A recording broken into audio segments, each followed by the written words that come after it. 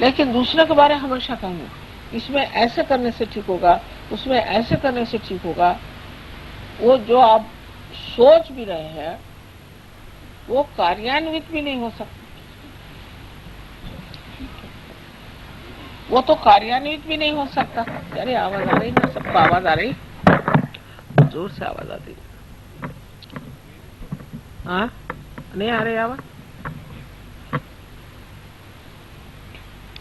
तो वो चीज कार्यान्वित भी नहीं हो सकती।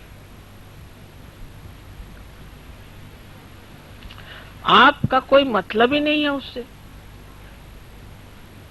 अब जैसे बहुत से लोगों में होता है, सिनेमा में गए तो उसमें कोई सीन दिखा रहे कि एक आदमी जा रहा है और अब वो किसी पहाड़ी से गिरने वाला है, तो लोग कहेंगे अरे अरे कहाँ जा रहे तुम, गिर जाओगे। वो तो सिनेमा में जा रहा है, वो कोई तुम्हारी बात सुन रहा है क्या?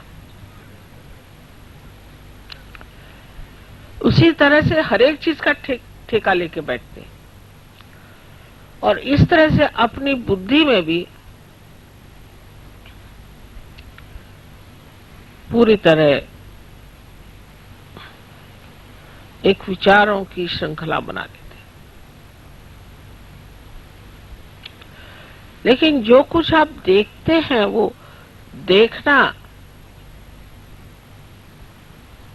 मात्र हो, देखना मात्र, तो निरीक्षण हो जाता है। एक कटाक्ष में भी निरीक्षण हो जाएगा और चित्र सा आपके अंदर बन जाएगा।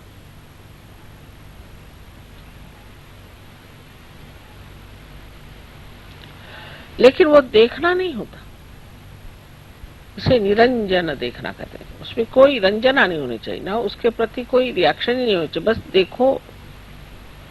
इस रिएक्शन का क्या फायदा? वही जैसे मैंने बताया कि सिनेमा में आप कोई आदमी कुछ कर रहा है तो कह रहा है अरे तुम ऐसे मत करो, उसको सुन रहा है क्या तुम्हारे? निरंजन देखना ये भी शिव का ही तत्व है। शिव के स्थान पर भी पहुंच गए और उनके मूर्ति के दर्शन भी हो गए, किंतु जब तक उनका प्रकाश हमारे अंदर नहीं आया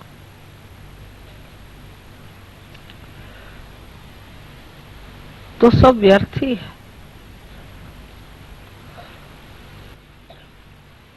अब तीसरी नाड़ी है, उसमें प्रेम उभरता है। प्रेम मारे मेरा बेटा, मेरी बहन, मेरा भाई, मेरा बाप, मेरा पति, ये सब दुनिया भर की रिश्तेदारी। इसमें भी बहुत लोग उलझे रहते हैं। सहयोग में आने के बाद भी मैं सालों तक देखती हूँ कि वो छूटता ही नहीं उनका। वही वही बातें, वही वही बातें। जब देखा तो मैं तो भागती हूँ, अरे बाप रे आए फिर से। मेरे भाई का ऐसा हुआ तो मेरे बहन का ऐसा हुआ तो मेरा फलाना ऐसा तो ठिकाना ऐसा, मेरे लड़के ने ऐसे किया तो लड़की ने ऐसे किया। अब ये कहना कि ये रिश्तेदारी वृथा है तो ये तो बात ठीक नहीं। तो ऐसा मत कि अपने बच्चों के लिए आप किसी को मर्डर भी कर दें, किसी को खत्म भी कर दें, कुछ भी कर सकते हैं इस ममत्व के लिए। कोई पत्नी के लिए, कोई प्रेयसी के लिए, तो कोई पति के लिए। तो इस कदर उसमें आदमी अपने जीवन को व्यर्थ करता है और उसके बाद देखते हैं कि जिनके लिए इतना किया वही आपके दुश्मन है, वही आपको सता रहे हैं, सबसे ज्यादा दुख वही दे रहे हैं। और आपको और भी ज्यादा दुख इसलिए होता है कि इन्हीं के लिए हमने इतना किया और इन्होंने हमारे लिए किए। अगर किसी के ऊपर जरा सा उपकार किया और उन्होंने आपको तकलीफ दी तो और भी दुख लगता है कि बाबा इसके लिए इतना करने पर इसने ये किया।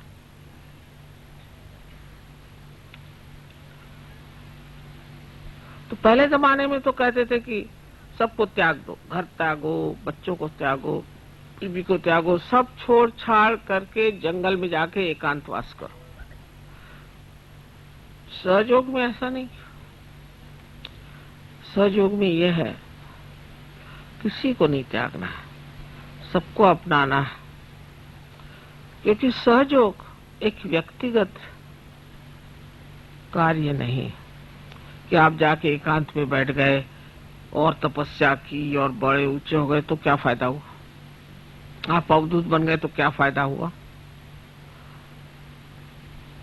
हाँ ठीक है, एक ऐसा आदमी हो तो अच्छे भाषण दे सकता है, हो सकता है कि थोड़ी बहुत चैतन्य की भी वर्षा कर सकता है, पर उसे सारा संसार तो ठीक नहीं हो सकता।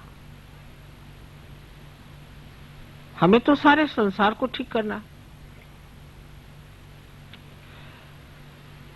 तब ये सोचना कि मैं क्यों अपनापन सिर्फ थोड़े ही सीमित लोगों में रखता हूं। और उसके भी वजह, एक साहब थे, वो कह रहे वो मुझे बहुत अच्छे लगते। मैंने कहा क्यों? कह रहे उनके बाल बहुत अच्छे। तो मैंने कहा कि आपको बाल अच्छे लगते कि वो अच्छे लगते? फिर कोई कहेंगे कि साहब वो उनका हमारे साथ बर्ताव बहुत अच्छा है। कोई अगर मीठी मीठी बातें करते तो वो अच्छे लगते हैं, कोई अगर ऐसे कपड़े पहनते तो वो अच्छे लगते हैं। फिर ये हमारे दिल्ली के रहने वाले हैं, फिर दिल्ली के बाद होगा कि नहीं भाई दिल्ली में तो रहते हैं पर ये पुरानी दिल्ली वाले हैं तो और भी नजदीक। फिर ये सब्जी मंडी के, फिर सब्जी मंडी में जो हमारा बैल हमने जिससे खरीदा था उससे इन्होंने बैल खरीदा तो और भी नजदीक होगा। और पता नहीं और कहां तक चलता है कि इनका नाई और हमारा नाई एक।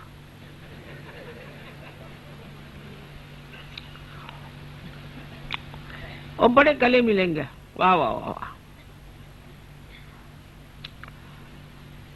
नहीं तो ये बंबई वाले हैं, दिल्ली वाले हैं, ये फलाने हैं, ठिकाने हैं, ये। अरे आप अब विश्व के नागरिक हो गए, अब कहाँ बंबई और कहाँ दिल्ली और कहाँ मद्रास, ये अगर आपके दिमाग में अभी भी बैठा हुआ है तो अभी आप सहयोग को समझे नहीं।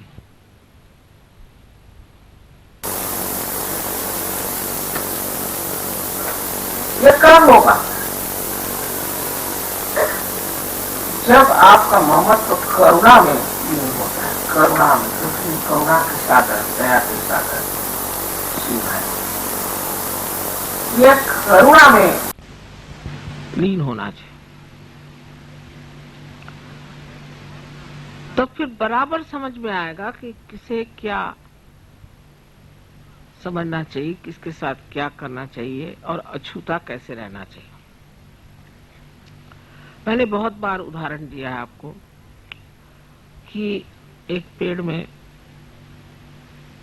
आप पानी छोड़िए तो उसका जो सत्व उठता है वो पेड़ के हर शाखा में, हर पत्ते में, हर फूल में, फल में जाता है और लौट आता है। और नहीं लौटे तो वो उड़ जाता है। लेकिन अगर वो एक फूल ही में फंस जाए तो वो पेड़ भी मर जाएगा और फूल भी मर जाएगा। तो जिसे निर्वाज्य प्रेम कहते हैं, जो देवी का एक वर्णन में कहा जाता है कि उनका प्रेम निर्वाज्य होता है, कि वो किसी के लिए कुछ करती हैं तो फिर उन्हें यदि ख्याल रहता कि ये कुछ किया गया या हुआ और इसने ऐसे क्यों किया और ऐसे नहीं करना चाहिए था या कुछ भी नहीं, हो गया गया, खत्म करो, छोड़ो, वो चिपकता नहीं दिमाग में। रात दिन वही गुनगुन लगी नहीं रहती। कोई भी चीज में उलझता नहीं मन, क्योंकि वो करुणा में, करुणा के सागर में लीन हो गया। और करुणा के सागर में जो लीन हो जाता है वो बस ही, अब कोई आ गया उसको कोई तकलीफ लगता, बाबा इसकी तकलीफ ठीक कर दो। अब वो जाकर के बाद में छुरा लेके भी आए चाहे कुछ करे, ये विचार नहीं आता।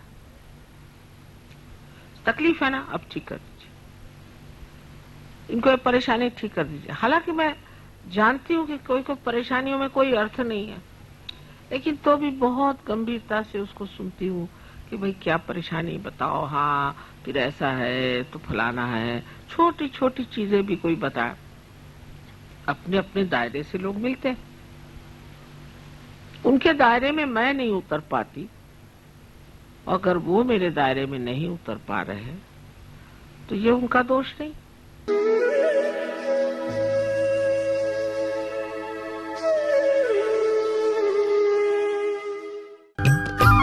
सब्सक्राइब कीजिए कुंडलनी जागरण को और प्रेस कीजिए बेल आइकन को, जिससे कि आपको मिल सके हमारी लेटेस्ट वीडियो सबसे पहले।